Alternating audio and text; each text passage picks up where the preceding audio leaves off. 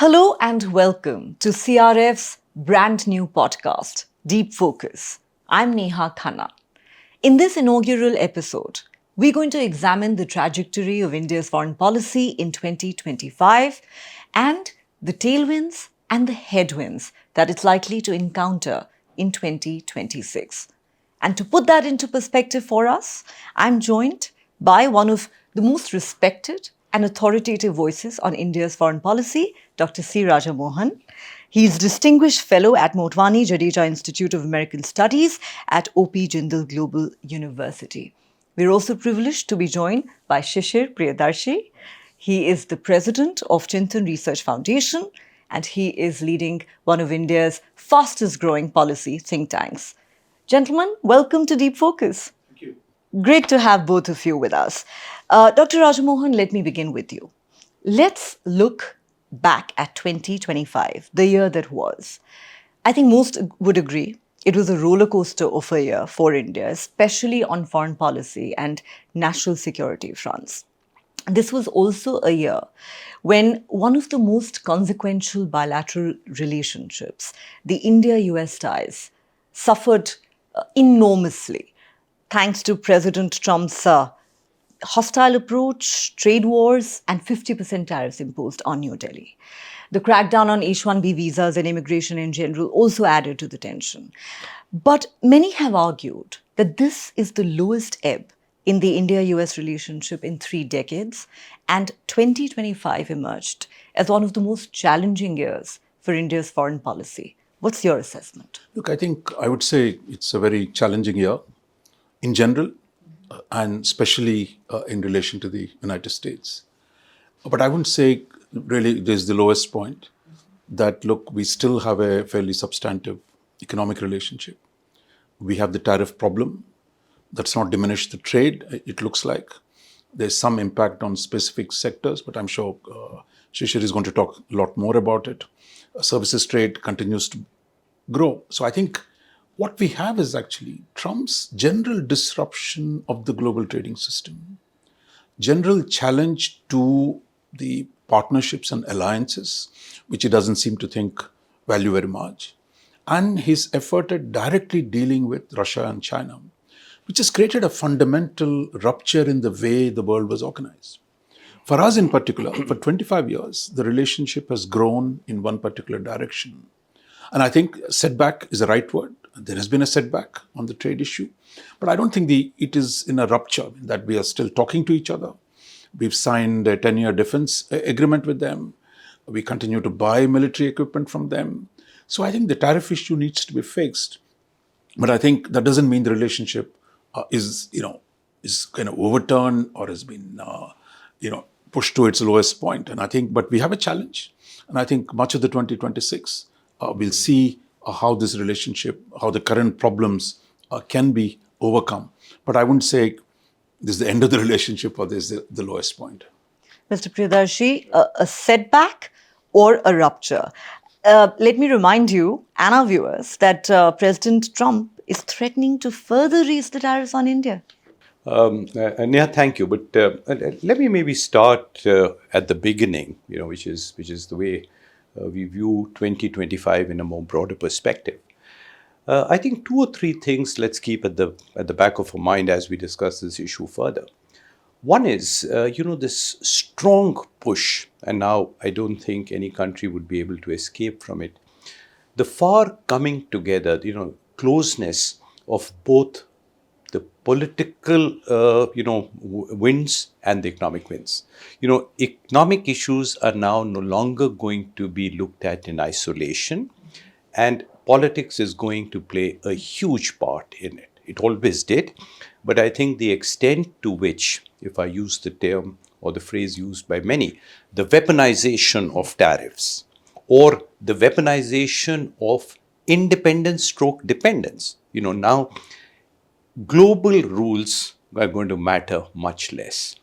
Now, either we view that as a huge setback, which it certainly is, especially for smaller countries, not necessarily India. India can still stand up and say no to a large number of things, but the global multilateral rules, which were literally there to provide the smaller countries a more level playing field, I think they've gone for a toss. I mean, if WTO, which I'm probably more familiar with than the other organizations, is any example, the way the most favored nation treatment, the way the bound rates, they've all been thrown out of the window. It just shows that, people out there now have to fend for themselves rather than having a global level track. In that context, the question really is that has Trump and the US administration upset the cart, or was this already something that we were heading towards? I read a wonderful piece which probably talked about lucidity in the chaos, which said that has this chaos already, was it hiding a lucidity, or will the lucidity emerge? But in either case, what you just said, it is a difficult time, because if you have the kind of tariffs that were imposed, especially impacting the labor-intensive sectors, certainly it has had a very, very big salutary effect, and especially with the kind of threat that is being projected, it could have more. But it is a fact that India, so far, I think, with a very, very correct balance of both being firm, yet not being offensive or aggressive, has tried to push back and has tried to lay clear that, certain lines are Lakshman Rekha for us and no more. But very, very, as Professor Rajman said, very interesting and challenging times ahead in 2026. Indeed. And I think when you say weaponization of tariffs, that really pretty much sums it up. And many would argue that Donald Trump has single-handedly dealt some deathly blows to multilateral organizations like the WTO that you just referred to. Dr. Rajamohan, let me come back to you. We're talking about Donald Trump. This is a president who demands subservience. Apart from the trade wars and the tariffs, another major point of friction in the India-US relationship that we saw emerging last year was Trump's repeated assertions claiming credit for the ceasefire between India and Pakistan during Operation Sindoor, despite India's repeated and categorical denials. And what made matters worse, according to many, was Trump's unabashed wooing of Pakistan and Army Chief Asim Munir, hosting him at the White House and displaying zero regard for India's sensitivities at a time when India was fighting terror exported by Pakistan. To what extent did these factors mar India-US ties? Look, I think on Pakistan, let me start with the Pakistan question. I think if you went to the Biden administration, for 4 years, the Biden administration didn't even make a phone call to Pakistan. So Pakistanis were very upset. So they made an outreach. They've connected with Trump. In fact, compared to Trump's first term, today he says always my favorite field marshal to General Asim Munir. But I don't think we should get rattled by this nicey-nicey between Trump and Field Marshal Asim Munir. Look, I think we've come a long way vis-a-vis Pakistan. Today, India's GDP at $4 trillion is 10 times bigger than Pakistan's. So we shouldn't constantly, affiliate ourselves or hyphenate ourselves with Pakistan. That we are a big nation, we are confident, we deal with the problems that Pakistan poses us. As the Prime Minister repeatedly said, we're not interested in mediation. We're going to solve our problems by ourselves. So just because Pakistan has a shall we say, working relationship with the US doesn't mean things have dramatically changed. After all, go back to Ayub Khan, go back to Musharraf, Ziaul Haq. So the nature of the US-Pakistani relationship was far more intense in the past. Today, Pakistan is broke, is under the 25th IMF program. We're not seeing what we saw, say, under Musharraf. When Musharraf has said he was the whole sole hope against the war of terror, billions of dollars, almost $40 billion paid to Pakistan. Today, we're not seeing any of that. In fact, it is Pakistan that is selling its natural resources to the United States. It's Pakistan that wants to monetize its asset in the crypto game. So I would say, actually, Trump is exploiting Pakistan. And I think for the Pakistani people, it's a bigger challenge. For us, look, I think we're bigger, 10 times bigger than Pakistan. So we should be confident and not worry too much. Second, I think on Trump's condescension, One is an equal opportunity offender. Except to the Chinese, where is a bit differential because Chinese have leverage on trade issues, on rare earths, etc. But the rest of the world, he talks down to everyone. So I think this is something. We're not being made specific, target, but that's the style now. You see the arrogance, the hubris in the US today. That's real. Now the question for us is statecraft. In the end, this is not about emotions, right? This is about how do I calculate in the present juncture. How do I navigate this very turbulent moment, as Shishir was saying, on global trade, on the whole range of security issues? So I think this is a moment to be calm, quiet, and play this game in a cold manner. I think which is what Prime Minister Modi has done. Really be tough. In fact, it's a very Gandhian model of passive resistance. We're not giving in on the demands he's making on agriculture. But we're not getting into this tutumam, if you will, on a daily basis because he's saying every day some nonsense. That doesn't mean we react to it. But I think we need to stay firm, confident, and engage and see how things pan out. And I think India has done that to a large extent, even though that trade deal continues to be elusive. But Mr. Priyadarshi, since we're talking about the challenges that India faced in 2025, let's for a moment focus on Pakistan and the threat of terrorism. 2025 was a year that saw the Pahalgam terror attack and the Red Fort car blast right in the heart of India's capital. India launched Operation Sindoor, and with it, a new doctrine on fighting terror. Any terror attack on Indian soil would now be seen as an act of war, and no distinction would be made between state and non-state actors. In your assessment, how did Operation Sindoor change India's foreign policy and national security landscape? And how is India likely to respond, let's say, to the next terror attack at a time when an extremely hawkish and all-powerful Field Marshal Asim Munir is calling the shots in Pakistan? Look, sitting here in CRF's office, people like you, me, or Raja Mohanji, we can at best speculate or try and delve slightly deeper into possible responses to a similar kind of situation.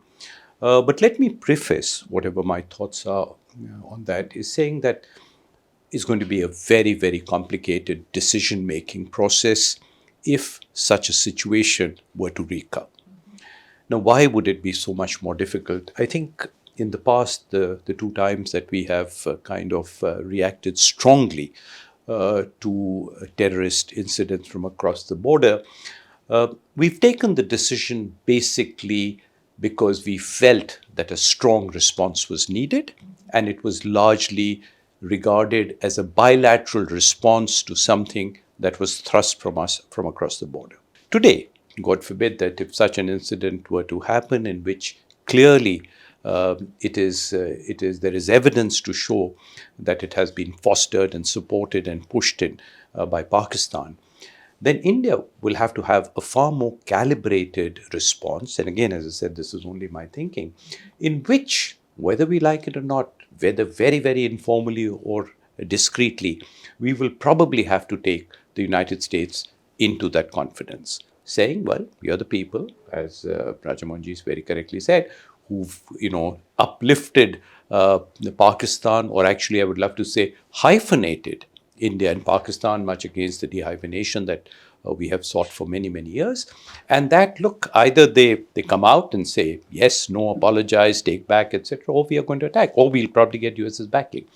Having said that, there is also this chain of thought which is emerging, that the closeness that now Pakistan has with the US, or at least the kind of status that the United States seems to have given the military powers in Pakistan too, they will not, or will at least hesitate to do this as directly as they've done in the past.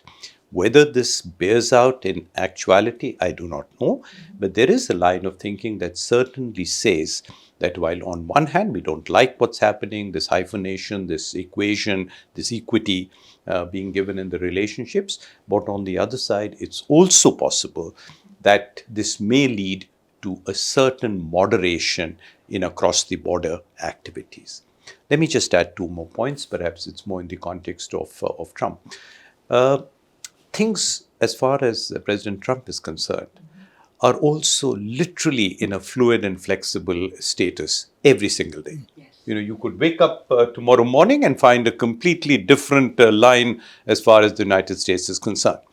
So, as we move into 2026, I'm certain that there will be opportunities for India to climb back a few notches as far as that relationship is concerned. There'll certainly be that. That's one. Two, again, as very, very rightly pointed out, other than the Chinese, President Trump has been fairly about the same, whether it's Colombia on one day, obviously Venezuela the other day, or if it's even Japan or India. He's been fairly brusque and aggressive. In fact, a former WTO Director General laughingly told me that at least that's one area where he follows MFN. He may not follow MFN anywhere, but that is certainly one area. But on a more serious note, I think there are two important things that have evolved out of Sindoor. One, certainly a much greater focus on those of our defense areas, which perhaps, some shortcomings may have come out of it, but certainly India, especially because of our size of our economy, we can certainly devote more attention and resources to defense without compromising on any of our other priorities. I think that's going to certainly come about. The second, and I think that's the way we'll have to intelligently play it, we'll have to rope in indirectly or keep at least the US administration informed on the cross-border terrorist, any feedback we have, not waiting for an instant, but any feedback we have. Now, for us, the intelligent thing would be how to keep this separate from Kashmir. Kashmir must and has remained a bilateral issue, should remain there, but cross-border terrorism should be looked at as much more of a regional destabilizer, and this is where we need to keep informing or keeping the US informed, and I think these two will be very, very important developments as we move ahead. That is a very comprehensive analysis indeed. Dr. Rajamohan, you want to weigh in on this? What does India's new doctrine on fighting terror really mean, especially given our experience of last year where Trump literally thrust himself in the middle of that conflict and has been acting as Asim Munir's fanboy? Look, I think Trump or no Trump, every single India-Pakistan conflict has seen American intervention. Now, whether brass tacks in 1986-87, 1990 crisis, then you had Parakram. Once we both acquired nuclear weapons, that is India and Pakistan. So whatever happens between us doesn't stay between us, that is India and Pakistan. The moment the temperature goes up, you would see the rest of the world raising questions, what's happening, is it going to lead to wider conflagration? So that is not part of our life. The question is, how do we manage it? Like if we go back to Trump 1, we had the Pulwama attack.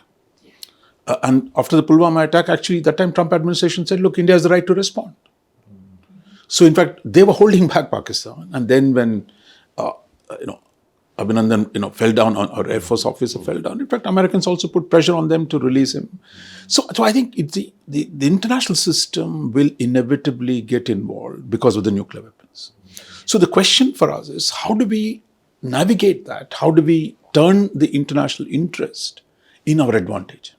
For example, 2019, when the Modi government came back to power, first thing they did was to change the constitutional status of Kashmir. In fact, the US helped us in the Security Council to prevent China and Pakistan from turning that into an international issue. So it is not as if it is fixed in stone. That one international interest in India-Pakistan conflict will always be there.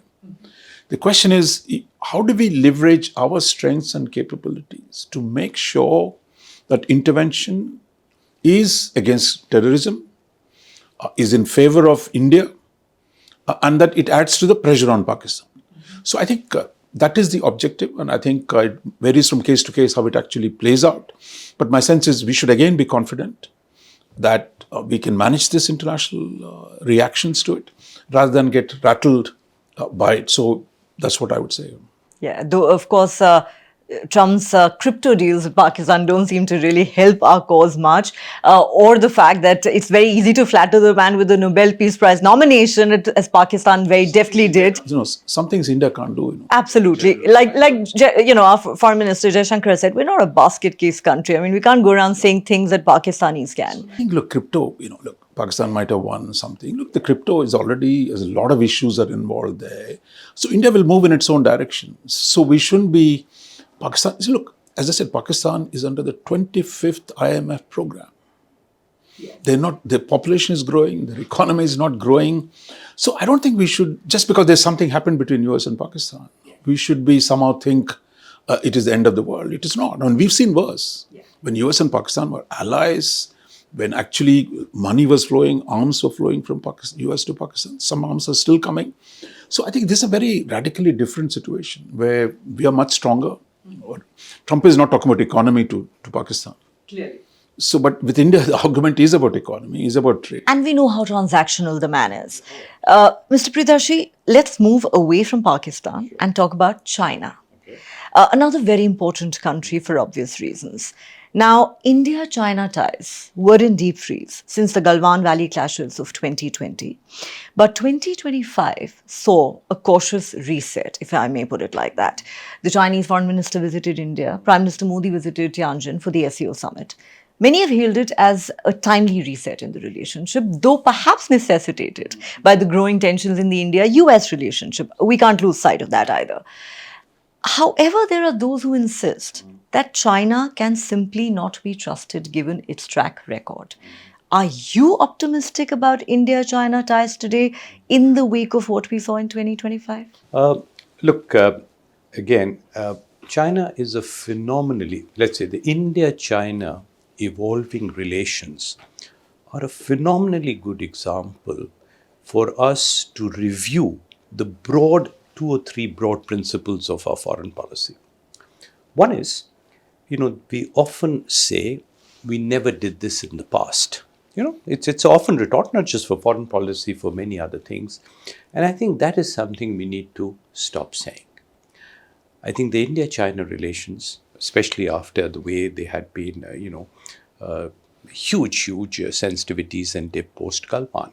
If we had stuck to what we had saying, okay, we've not done this in the last 6-7 years, so therefore we will not, therefore now either go for the SEO summit or, not engage them to the level we are now engaging them, it would be wrong. I'm reminded of this actually, it's a Hindi phrase, but I think it's so important we keep it in our lives and in nations' lives too, कि केवल मूर्ख और मृतक ही अपने विचार नहीं बदलते हैं. So if we've been doing something in a particular way, it's not necessary that we should, and that holds for the US thing too. The second thing, before I come more substantively to your point, is that it's extremely, India has a particular way of responding. We are often, as I said, slightly understated, we are polite, firmness, as we all said.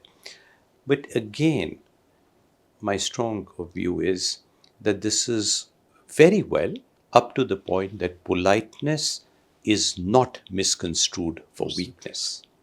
The minute, the person you're negotiating with should not be certain of your response being the same each time. The person you're negotiating with should have that lurking feeling that beyond the point that politeness could suddenly turn into a lot of strength. And I think that is probably the way to deal with the India-China relationship. There is a history of obviously distrust. But if you look at a larger history, probably relations have kind of taken many steps forward. What is a reality? An economic reality is that today the Indian economy has a very, very large linkage with the Chinese economy. Good or bad is a separate issue totally. But if that is a reality, then we certainly need to have a working relationship with China. Having said that, there will be enough people, there'll be, in the corridors of power who will be saying exactly what you've said. And I think that's a good thing. If your guard is up when you're talking or negotiating or dealing with anyone, the chances of your being caught on the back foot or caught by surprise would be minimal. What we need to worry about, and I think probably Rajamohanji may be a better person to talk about this, is what if there is a complete thaw in the US-China relationship? That changes the dynamics drastically. And I'll defer to the expert on that. Dr. Rajamohan, a couple of questions there for you. And I'm going to strike a cynical note. I'm a journalist, so forgive me. Despite the reset that we've seen in the India-China relationship, the border dispute is far from resolved. China's expansionism in India's neighborhood continues to be a matter of grave concern. And let's not forget, China actively helped Pakistan during Operation Sindoor. Therefore, the question that arises is, do India-China ties still remain thorny largely with a massive trust deficit still in place? And if you could also address the very interesting point made by Mr. Priyadarshi about what happens if we actually see US-China relationship being completely reset. Look, I think you don't have to be a cynic to say what you said. We have a border dispute, which is not solved after 70 odd years of independence of both the countries. And in fact, the Chinese military has become stronger on the border. They've modernized. The entire Indo-Tibetan frontier today is militarized. So they could be sparked at any place, at any point of time. Second, as you rightly said, the Chinese relationship with Pakistan on the military front is even deeper than what exists between US and Pakistan. China is the number one economic partner, military partner to most of our neighbors.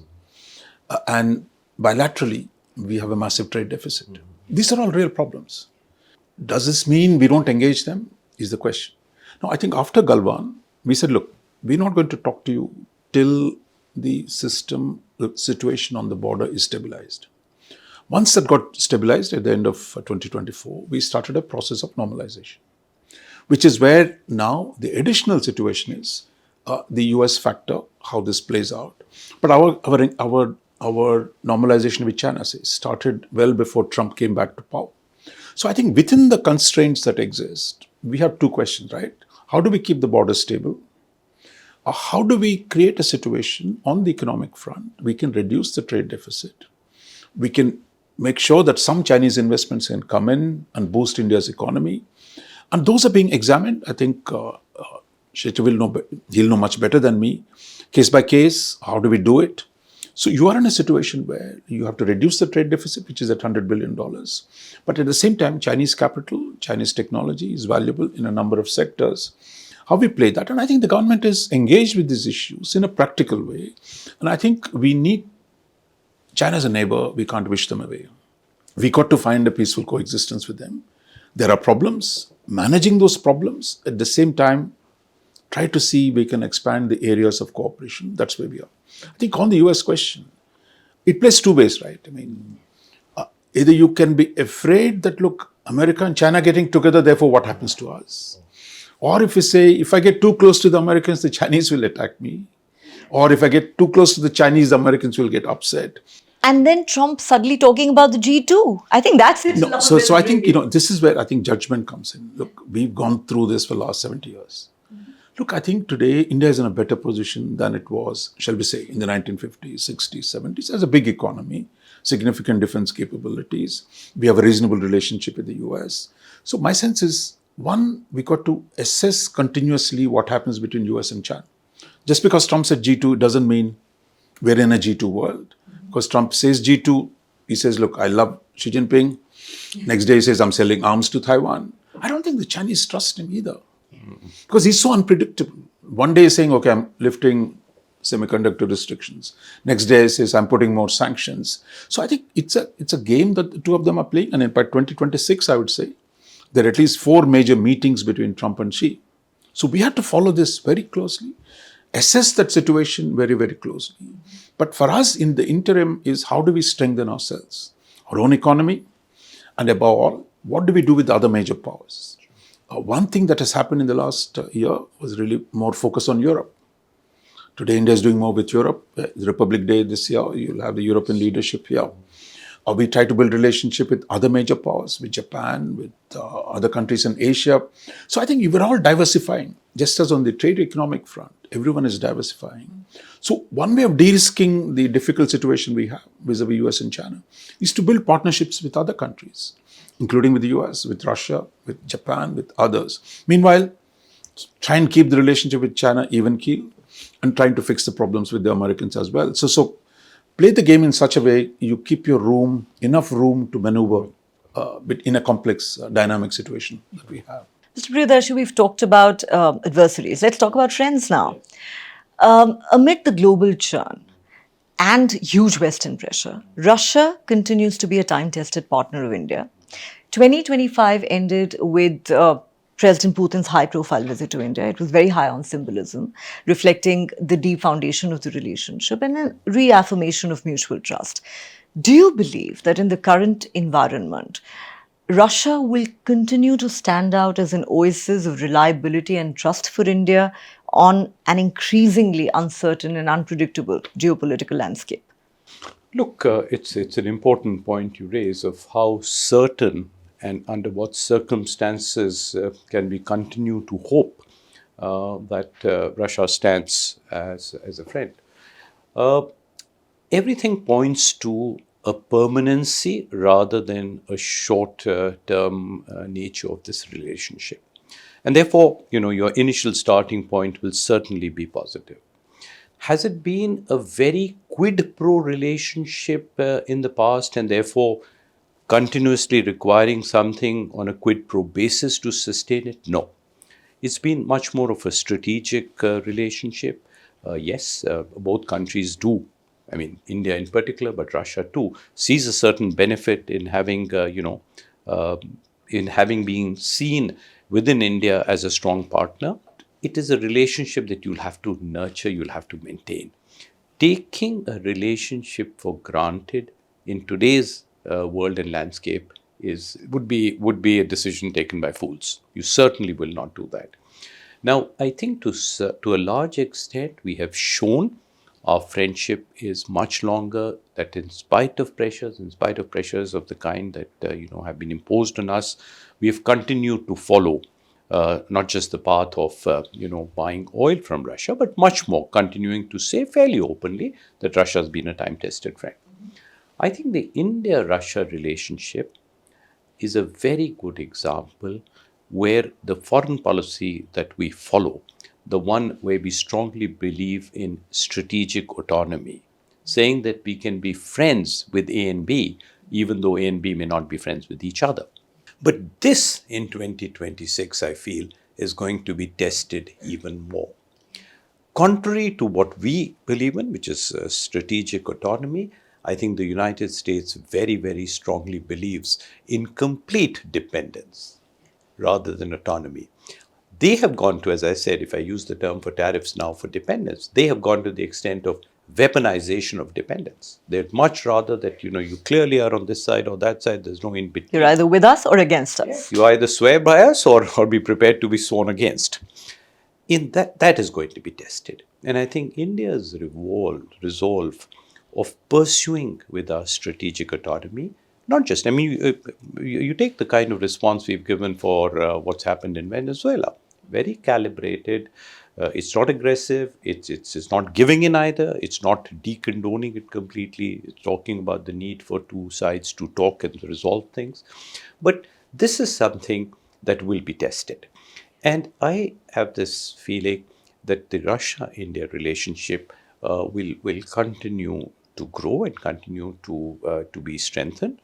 What would really help would be an early end of the Russia-Ukraine crisis. Merely our being friends with Russia has not been an irksome point. But because of Ukraine, it has become an irksome point. And our energy security is and our energy security, absolutely. We talk about energy affordability. And it is probably the most important aspect of our desire to be Viksit Bharat at 2047. To be a developed country, we've got to quadruple our energy production and needs. So Russia is going to be there. So my hope in the context of the two friends coming closer is for an early end for the Ukraine crisis. I think the whole world definitely wants to see an end to that war. Dr. Raja Mohan, we need to talk about the neighborhood. India's neighborhood has presented tremendous challenges in recent times, leading, to some asking, has India or is India losing its grip over the region? Is its neighborhood first policy really working? Let's start with Bangladesh. The ouster of Sheikh Hasina in August 2024 was a rude shock. The ongoing violence, lynchings of Hindus, the resurgence of anti-India Islamist forces in Bangladesh, they've all contributed to our security challenge. Yes, elections are due next month. Questions are being raised about their legitimacy too. But how do you see these episodes of unrest and upheaval that we've seen in Bangladesh impacting India's foreign policy? And how much of a challenge is it for our national security? Look, I think every other year or every 5 years, we all get into this collective, oh, have we lost our neighborhood? So firstly, neighborhood is not ours to lose. So I think we should shed this assumption, somehow we've owned this place and it's ours to lose. I mean, I think if you look at Pakistan, from the beginning, they've had a good relationship with the Americans, with the Chinese later, and that has continued. At one point in the 80s, all our neighbors were closer to China than to us.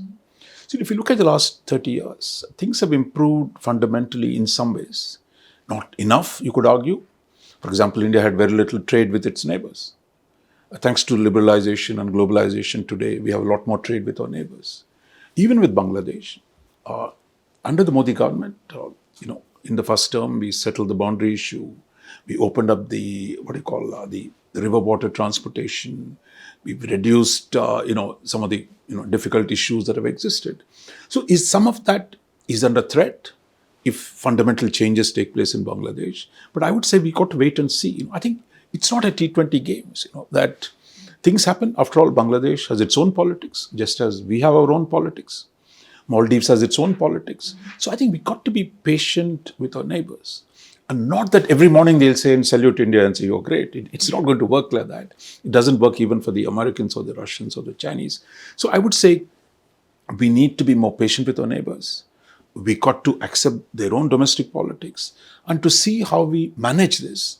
And I would fundamentally say, look, build the economic relationship. That will act as a stabilizer to the turbulence on the political side. To some extent, we've succeeded in the last 30 years, except with the exception of Pakistan. But my sense is we need to do a lot more in terms of giving market access to our neighbors, make them feel, look, they're part of the India's growth curve, and that they can also benefit from India's rise. But there will always be testing moments because, as they say, foreign policy begins with the neighbors. And because that's where your sovereignty ends and another sovereignty begins. But it's always a problem that will be there. The question is, are we managing it well? Are we making sure that they don't destabilize the fundamentals? Mm-hmm. Mr. Priyadarshi, come in here.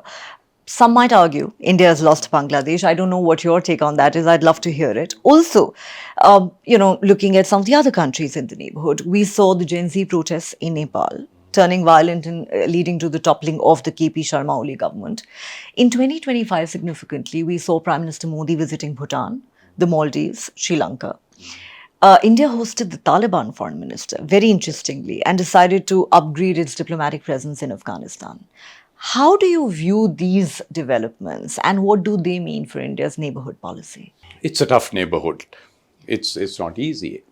Most neighborhoods are tough, but perhaps the challenge is easier to understand if you really look, even though a lot of those countries are not in proximity, but if you have a large country whose neighbors are smaller countries, then the expectations are very, very different from both sides. And it's very often a mismatch in those expectations, which leads to a difficulty in the relationships. Now, India has managed its neighbors, I think like any relationship, fairly well, with some downs, I'm sure, which got, or as they would reflect later, saying some positives, or could have been more. But at right now, as we speak, it's not the easiest of times. Bangladesh is likely, we don't know what the results of the election will be, likely to, we're going to see a change. A different party is set to come in, the way it looks like, and we haven't had the best of relationship with that party in the past. But does it mean that we can't have the same kind of a betterment in relations there? No, it doesn't. And certainly we can, because the same realization must be in Bangladesh too. Can they completely ignore the importance of having a working positive relationship with India? They certainly can't. I mean, but I would agree that the stronger your economic ties, and if you really look at our economic ties in particular with Nepal, with Bangladesh, and with Sri Lanka, they are much closer today than they were 5 years ago, the economic ties.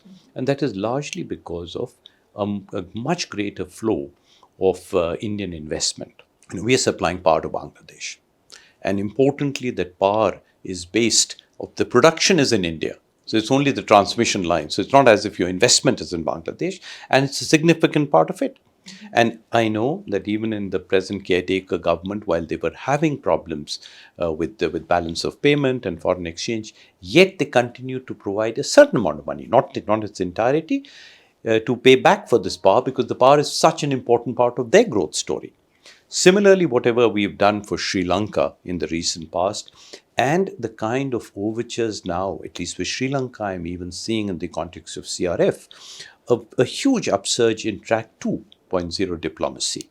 So Sri Lanka is obviously there on course. Maldives, certainly, if you look at it, relations today and the way both countries are interacting, much more positive than it was about a year and a half ago. We have to continuously, obviously, work towards it. But probably the most important key point would remain to ensure that we are not encircled at the same time by a converging wave of discontent against India in all the countries. That is important. I mean, you've got 4 countries, you have a problem with one, you have a problem, let's say, about cricket matches with Bangladesh, let's sort it out. Not difficult to do. You have certain issues for, once the Gen Z change came about, let's sort that out. But if we would hope, and I'm sure we will succeed, it's far easier to sort them out one by one rather than what happened collectively. So important neighborhood, but equally important is the way we handle it. Absolutely. On a lighter note, maybe it would not be such a bad idea for India to stop boycotting Bangladesh cricketers as a starting point. But on a more serious note, Dr. Rajamohan, looking ahead at 2026, this is the year when India assumes the BRICS presidency. The US assumes the G20 presidency in an atmosphere of discord, though, given what's happened with South Africa. This also comes at a time when the Quad is under growing scrutiny, with many questioning its relevance. Meanwhile, as you mentioned earlier, India is seeking out new partners, pursuing its leadership role in the global south, and very significantly signing free trade agreements with multiple countries. Bilateral trade agreements with the UK, Oman, and New Zealand are sealed. Those with the US and European Union are still pending. How do you see India's multilateral strategies playing out this year? I think you asked the question and you had the answers as well. So I think if you're looking into 2026, I think if you wanted one word, it should be diversification. We have a problem with the US on trade, therefore you need to have much wider set of engagements with other countries, which is what the government is trying to negotiate, more free trade agreements. We've just most recently we announced with New Zealand, before that with UK, now with Oman, I think then we're going to have starting talks with Canada, ramping up the Australian talks. So I think trade diversification has become central. Linked to the trade diversification is really the internal reform. I think it's not our subject in great detail, but your ability to cope with the difficult world outside, multilateral, bilateral, depends on what you do inside. So it's not a diplomatic problem alone. It's a stronger economy. You create conditions for better business environment. You create conditions for more foreign investment. You invest in technology, science. So it is what you do at home is going to settle a lot of things, rather than being a clever diplomacy is not going to solve. So what we have is a difficult external situation. So trade diversification is one. Economic reform is another. And if we can keep those going, our ability to build different political relationships with other powers, with our own neighborhood, with extended neighborhood in the Middle East, in Africa. My sense is the government is eager to take more initiatives in Africa. in Latin America so that you expand your footprint in the world. Finally, I would say multilateralism is at its one of the, you can say, at its worst moments. So I wouldn't bet on BRICS or G20 or of even Quad. Focus on internal strength. Focus on fixing your bilateral relationships so that when the dust settles, you are in a much better position to influence the global multilateral environment. But at this point, internal change, accelerated economic reform, trade diversification, and improved relations with all the major powers. Mr. Priyadarshi, as we wrap up this conversation, I'll give you the last word. You referred to this earlier. The US attack on Venezuela and capture of President Nicolas Maduro has really left the world stunned. Now, with Donald Trump refusing to abide by a rules-based world order, bullying and pressuring countries through his unilateral diktats, how do you see the future of multilateral organizations? You've been with the WTO for a really long time, and I think it would be safe to say that the UN in particular is in the line of fire right now, at the moment as we speak. It's a tough time for multilateralism overall, and I think you've got a series of overlapping crises where the effectiveness of multilateralism is being challenged. It's not just what's happened in Venezuela, it's what's happened for now close to 4 years in Ukraine. It is the decision making in the WTO, it is the proliferation of the regional trade agreements, it's overall. But I think what multilateralism has learned also over the very large number of decades that it has been in existence is that there will be moments of intense crises. There will be moments when the very existence of multilateralism and the various multilateral institutions will be questioned. And that is really the time to keep the burner warm. By which I mean, you may not be able to sort or solve every one of the crises facing you, but keep the conversation going. And I think because you mentioned Venezuela, and I would therefore conclude with that, the way the discussions went in the Security Council, and sure, there were lots of countries who criticized what had happened. There were many countries who spoke, who felt that, who clearly acknowledged that the regime was illegitimate in Venezuela. So at least a conversation is going. So the United States is clearly hearing what a lot of countries, even some of their very close friends, France being an example, are saying. You've also got countries, I think, like India, who are probably giving a very calibrated response. But the fact is that this will not be the only crisis in 2026 that the multilateral system will have to face. And I think it's absolutely essential that countries continue to talk, even though multilateralism itself may be at a low ebb, but it is only this ability to converse with each other rather than converse across each other that will see multilateralism through. That's very well put. Gentlemen, it's been a fascinating conversation about India's foreign policy and geopolitics, the way it's been unfolding over the past few months. Let's certainly hope that 2026 is a better year for India's foreign policy than 2025 was. Though with Trump threatening to raise the tariffs further, who knows how it's likely to pan out. It's just the beginning, and we seem to be in a very volatile world already. But it's been an absolute pleasure talking to both of you. Thank you for being on Deep Focus. Thank you. And thank you, sir. Thanks. Hope you enjoyed our conversation with Dr. C. Mohan and Shishir Priyadarshi on the trajectory of India's foreign policy in 2025 and the tailwinds and headwinds it's likely to encounter in 2026.